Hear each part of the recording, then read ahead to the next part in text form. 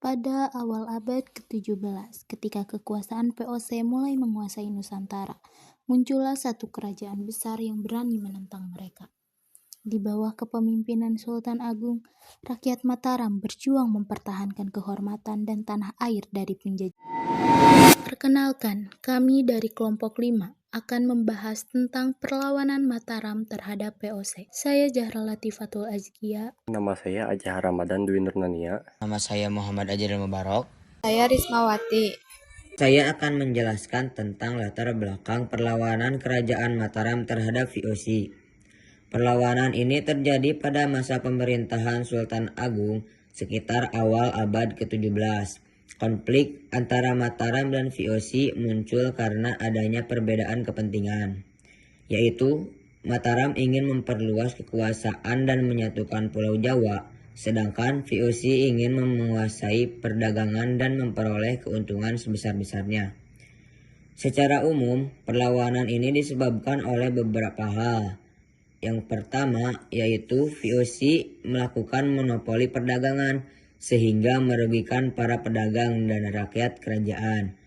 Yang kedua, VOC ikut campur dalam urusan politik kerajaan-kerajaan di Jawa yang dianggap mengancam kedaulatan Mataram. Yang ketiga, cita-cita Sultan Agung untuk menyatukan Pulau Jawa terhalang oleh kekuasaan VOC di Batavia. Yang keempat, perbedaan kepentingan antara Mataram yang berorientasi pada kekuasaan politik dan VOC yang berorientasi pada keuntungan ekonomi. Selain itu, ada juga sebab-sebab khusus yang menjadi pemicu langsung perlawanan. Sebab khusus perlawanan Mataram terhadap VOC. Yang pertama yaitu VOC menyerang Jepara, yaitu salah satu pelabuhan penting kerajaan Mataram di pesisir utara Jawa. Serangan ini dilakukan karena VOC ingin menguasai jalur laut dan pelabuhan strategis milik Mataram. Akibatnya, Sultan Agung sangat marah dan memutuskan untuk melancarkan serangan balasan besar ke Batavia pada tahun 1628 dan 1629. Yang kedua, pada tahun 1619, VOC merebut Jayakarta dan menggantinya menjadi Batavia tanpa izin atau persetujuan dari Mataram. Yang ketiga, tindakan tersebut dianggap sebagai pelanggaran terhadap wilayah kekuasaan Mataram dan menunjukkan sikap tidak menghormati kedaulatan Sultan Agung. Yang keempat, VOC menolak tunduk pada kekuasaan Sultan Agung, bahkan menolak mengakui kedaulatan Mataram di wilayah Jawa. Yang terakhir yaitu yang kelima, VOC juga mengganggu perdagangan Mataram dengan melakukan blokade. Dari berbagai sebab tersebut, dapat disimpulkan bahwa perlawanan Sultan Agung terhadap VOC terjadi karena VOC dianggap mengancam kedaulatan, ekonomi, dan kehormatan kerajaan Mataram. Kedudukan VOC di Batavia menjadi pemicu utama pecahnya perang antara keduanya. Oke, masuk ke penyerangan yang pertama. Penyerangan pertama dimulai pada 22 Agustus 1628. Dalam penyerangan itu, Mataram dipimpin oleh Tumenggung Baurekso. Tumenggung Baurekso memimpin sekitar 10.000 prajurit Mataram yang langsung menyerang Batavia. Mataram mencoba membangun pos pertahanan, namun VOC menghalang-halangi. Di tengah pertempuran, Mataram dibantu Adipati Mandarureja dan Upasanta. Dibantu juga pasukan dari Sunda yang dipimpin Dipati Ukur. Ada pengkhianat yang bernama Tumenggung Endranata. Informasi tentang Mataram ingin menyerang bocor pada VOC. Kekuatan tentara VOC yang bersenjata memaksa prajurit Mataram untuk mundur. Ditambah dengan pasokan logistik yang tidak mencukupi, Tumenggung Baurekso gugur dalam pertempuran. Hasil penyerangan pertama Sultan Agung ini gagal. Penyerangan kedua. Setelah gagal dalam penyerangan pertama, Sultan Agung melancarkan serangan kedua yang dipimpin oleh Tumenggung Singaranu, Kiai Dipati Juminah, Dipati Puger, dan Dipati Purbaya. Penyerangan kedua ini dibilang cukup matang. 14.000 pasukan dikerahkan untuk menyerang VOC. Mereka membuat siasat dengan mendirikan lumbung-lumbung beras di daerah Tegal dan Cirebon. Siasat mereka tentang ini diketahui VOC. Akhirnya, lumbung-lumbung, 400 rumah, dan 200 kapal dihancurkan. Pasukan Mataram berhasil mengepung Batavia dan menghancurkan benteng Hollandia, tapi gagal dalam menghancurkan benteng Bomel. 21 September 1629, JP Kon meninggal. Peristiwa ini menyulut semangat pejuang Mataram. Keadaan ini semakin mendesak POC untuk meningkatkan kekuatannya. Dengan persenjataan yang lebih lengkap, POC berhasil membalikan keadaan dan penyerangan kedua Sultan Agung pun gagal. Setelah kepemimpinan Sultan Agung. Setelah wafatnya Sultan Agung pada 1645, kekuasaan kerajaan Mataram mengalami kemunduran. Penggantinya, Amangkurat I, justru di masa kepemimpinannya dipenuhi konflik internal dan pemberontakan. Karena sikapnya yang otoriter dan semena-mena, membuat banyak pejabat dan rakyat kecewa, sehingga muncul pemberontakan Trunajaya. Setelahnya, Mataram semakin bergantung pada POC, apalagi saat kepemimpinan Amangkurat II. Setelah beberapa generasi, terjadi perebutan kekuasaan. Pangeran Mangkubumi tak setuju dengan Pakubuwono III yang terlalu tunduk pada POC, sedangkan POC memanfaatkan itu untuk memecah belah Mataram.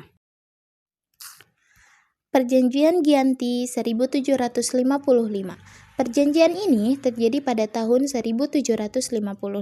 POC menjadi penengah antara Pangeran Mangkubumi dan Pakubuwono III. Hasilnya, kerajaan Mataram dipecah menjadi dua bagian.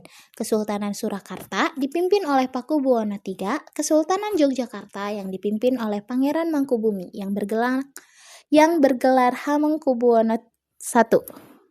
Tokoh yang pertama dari pihak Mataram yaitu pertama Sultan Agung Hanyakarakusuma, dan yang kedua Tumenggung Baurekso, yang ketiga Tumenggung Endranata, yang keempat Tumenggung Singaranu, yang kelima Kiai Dipati Jumina, yang keenam Dipati Mandarureja, yang ketujuh Upasanta, yang kedelapan Dipati Ukur, yang kesembilan Dipati Purbaya, dan yang kesepuluh Amangkurat I, yang ke-11 Amangkurat II, dan yang ke-12 Prakuwono III, dan yang ke-13 Pangeran Mangkubumi.